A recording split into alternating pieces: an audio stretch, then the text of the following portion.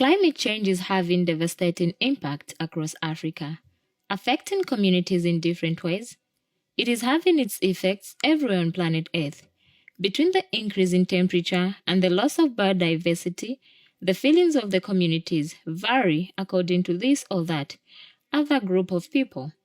And for people with albinism on the continent, increasing temperatures and longer dry seasons pose a particular challenge.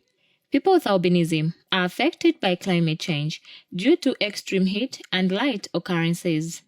People with albinism have been traveling a rocky path as they continue to struggle with the effects of climate change, which has brought about weather patterns which are not favorable to their sensitive skin.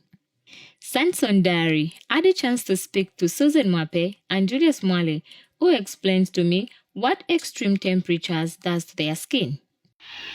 So as a person with albinism, climate change affect me in so many ways.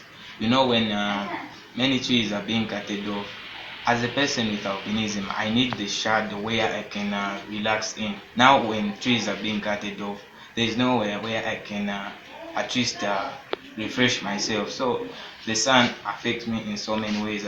As to such, it results into cancer for me. So I'm urging every one of the people watching me out there, they shouldn't cut the trees, because deforestation also affects us persons with albinism. As persons with albinism, our skin lacks melanin, and melanin is what protects a lot of people from direct sunburn. So as for us persons with albinism, when temperatures are too high, we get affected by the sun because our skin gets burnt, we have sunburns. Even if we're in a shelter, because of that heat coming direct to us, we start having painful skin. Albinism is a genetic condition that leads to a lack of pigment in the hair, skin, and eyes, causing vulnerability to the sun and bright light. People with albinism are disproportionately affected by the ultraviolet rays produced by the sun, and they are major victims of skin cancer. Climate change is regarded as a threat multiplier to most vulnerable communities, mostly in developing countries that are still lagging behind in terms of adaptation and mitigation techniques. Baidun Chandipo is Executive Director for Albinism Foundation of Zambia, and he too, as a person with albinism, weighed in on the matter. And all these factors, most of them are what we call human activities, so-called anthropogenic activities when you follow it from the expert knowledge point of view. So some of them we can say agricultural activities, of course, when you want to farm, maybe probably at a certain land which has got so many trees, you will be forced to cut down those trees so that you can grow your crops.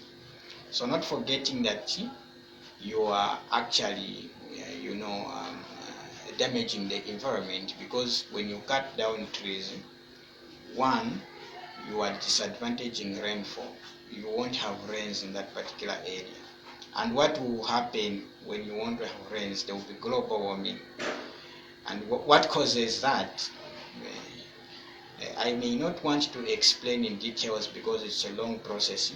High levels of coordination between government ministries and stakeholders at all heights can help to deal with climate change and its effects. In the energy sector, use of renewable energy such as green energy and energy efficiency technologies has been lobbied to be one of the most efficient and sustainable way of mitigating global warming. Reporting, I am Diana Kafwala.